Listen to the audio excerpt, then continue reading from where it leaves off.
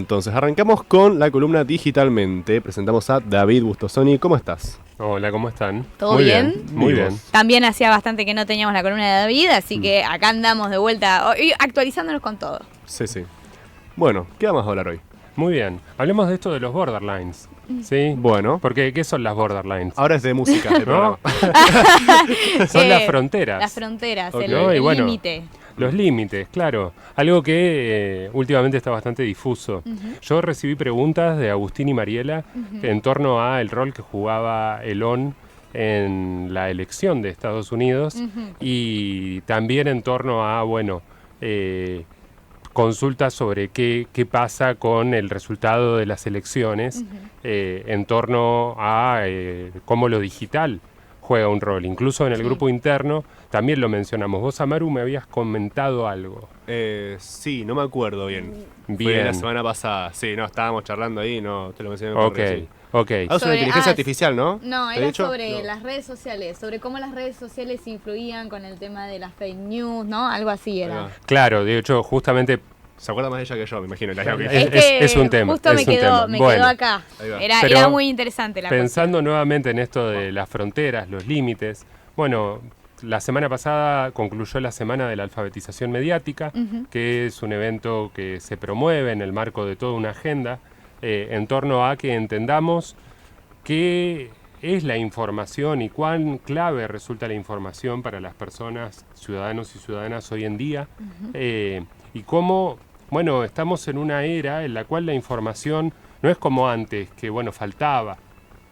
Íbamos a una biblioteca popular y nos asociábamos ahí porque era la única manera, si no podíamos comprar el libro, de acceder a esa información que estaba impresa en libros, ¿no? Y por supuesto la biblioteca Rivadavia era la biblioteca más grande de nuestra ciudad y la biblioteca de la universidad era la biblioteca, digamos, de referencia, de consulta con textos científicos Académica. más importantes y en muchos casos había que trasladarse incluso a la capital para acceder a algunos textos. Hoy estamos en una realidad muy diferente.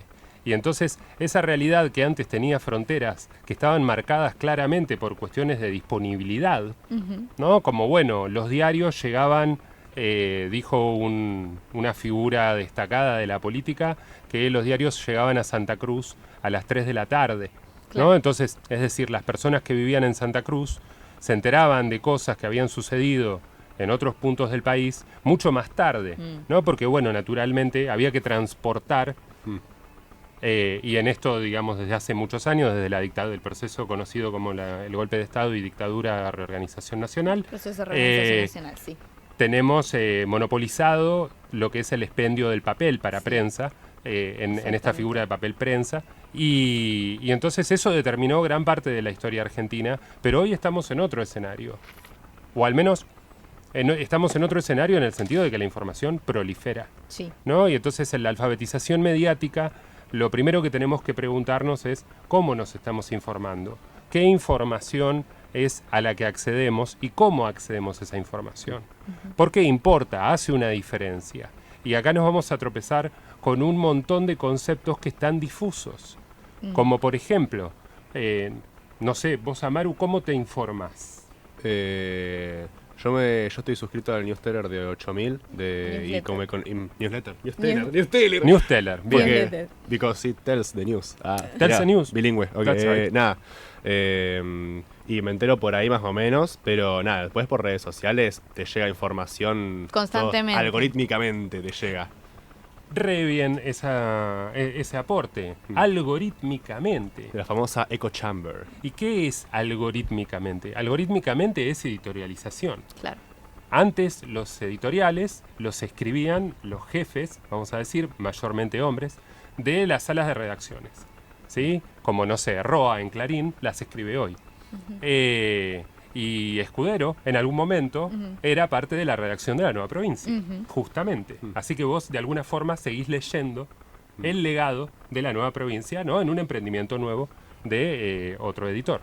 Y entonces es el editor el que asume la responsabilidad y dice, bueno, voy a considerar que esto es importante y lo voy a decir de esta manera y me voy a pronunciar a favor o en contra. O, como pasó esta semana también, en medios históricos estadounidenses muy importantes como el Washington Post, la decisión de su dueño, porque tiene un dueño ahora el Washington Post desde hace unos años, fue decir, no tengo posición.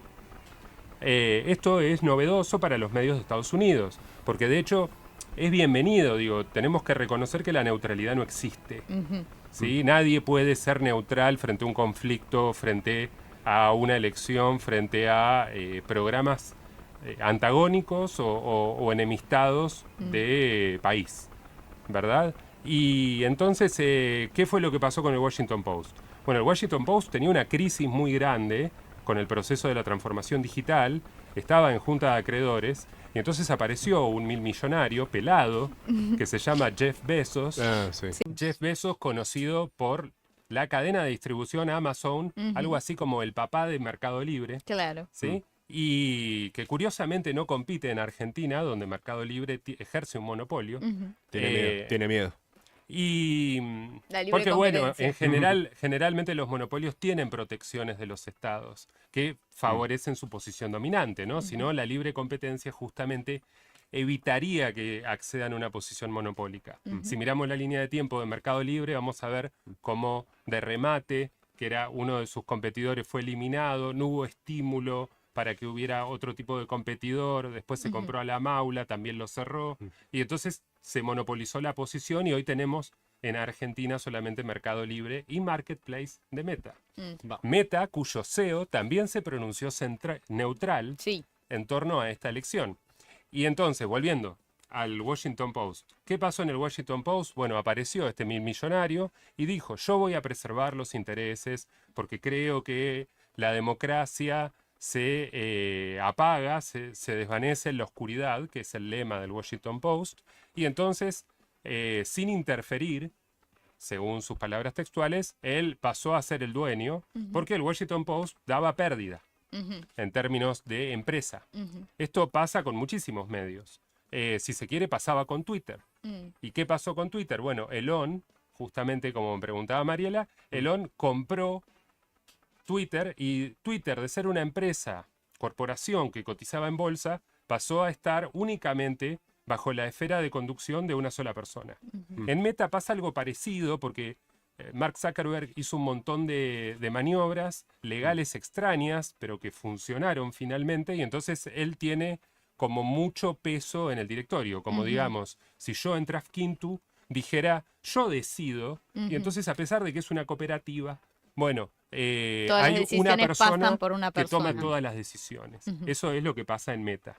Y me parece importante definir esto porque algo que sucedió la semana pasada es que 200.000 suscriptores pagos del Washington Post, al Post no podés entrar si no tenés una suscripción paga, a la mayoría de las noticias es muy poquito lo que se puede acceder, digamos, sin acceso pago, se dieron de baja. Y se dieron de baja porque este empresario decidió que no hubiera un posicionamiento electoral del Post por Kamala Harris o Donald Trump. Y entonces, volviendo a las borderlines, lo que vemos es que se ponen cada vez más difusas cosas que antes eran límites claros. Nuevamente, la prensa, digo, si fuera el Sun o fuera la Fox o fuera el Grupo Clarín, La Nación, Perfil, Página 12, más o menos podíamos acomodarlos en algún lugar. Pero cuando Víctor Santamaría de Página 12 y el Grupo Santamaría tiene intereses cruzados con el gobierno de Larreta en la capital federal, el gobierno de la provincia con Axel Kicillof y el gobierno nacional, bueno, todo eso se vuelve más difuso, ¿no? Porque hoy en día cuando lo que vemos un medio, vemos una empresa, en realidad lo que vemos son marcas. Y entonces no necesariamente hay una persona que está alineada con la actividad. La financiarización tiene que ver con esto. Y entonces, pensando nuevamente en este día donde inevitablemente tenemos que hablar de la elección de Estados Unidos, que es un hecho muy trascendente, es cierto, existen otros países, incluso existen países que vienen manteniendo una conducta mucho más sólida en el tiempo, estamos hablando de la República Popular China, que no parece trastabillar tanto como orbita pendularmente Estados Unidos. nos muestra un escenario de institucionalidad en crisis. Y esa institucionalidad en crisis creo que es un espejo de lo que nos pasa acá en Argentina también. Donde, bueno, tenemos nuestro Elón, que es Gamperín, que aunque hace negocios en México y en Brasil, con Lula y con López Obrador, ahora con Claudia Sheinbaum, igual él, su corazoncito argentino, aunque no tenga el domicilio fiscal acá, lo tiene. Y entonces, en alguna forma, pretende ser como un Elón que sale a convencer a la gente de que hay que acompañar al presidente, que él en los papeles no acompaña. Claro.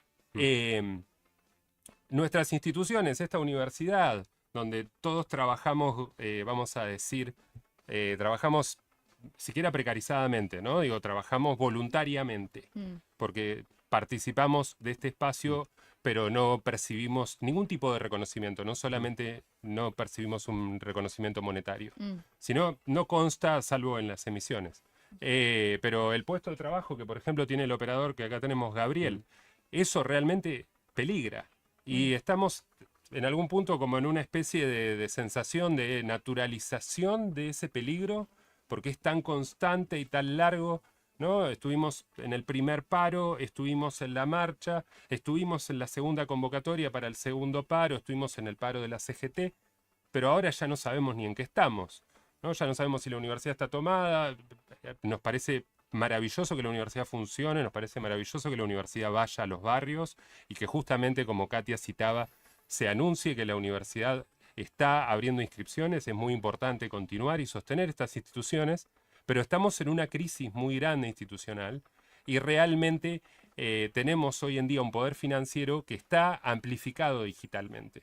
Y entonces, los canales de noticias, la forma en la que interactuamos con la información y lo que hacemos con nuestro tiempo en línea, un tiempo cada vez más creciente, de un mundo que cada vez es menos virtual y que cada vez es más trascendente, bueno, nos tiene que mínimamente convocar a la reflexión, y yo en esto no quiero quedarme igual en una imagen así blanco y negro, gris, apocalíptica. Yo me voy a inclinar a pensar incluso que Donald Trump no va a ganar la elección. Vamos a rezar, ¿por qué no? Vamos a ver los que sean creyentes y los que no a la astrología, no sé, al sol. Yo quiero depositar esa idea acá, vamos a ver qué dice el futuro. Pero sí, fundamental, la alfabetización mediática es una de esas nuevas alfabetizaciones que, junto con la sanitaria, la ambiental y la digital, son las bases para una nueva ciudadanía. Una nueva ciudadanía que le decimos nueva para diferenciarla de esta otra ciudadanía de borderlines borrosas, de límites difusas, de derechos testimoniales que existían en lo discursivo, pero no se ven en los hechos, y de esa contradicción que justamente ha alimentado este nuevo fascismo, donde tenemos una elección de esta nación imperial tan importante, donde una de las candidatas afirma que el otro es un fascista. Y entonces realmente, si no vamos a prestar atención y decir este es el momento para implementar agendas diferentes, bueno, ¿cuál va a hacerlo?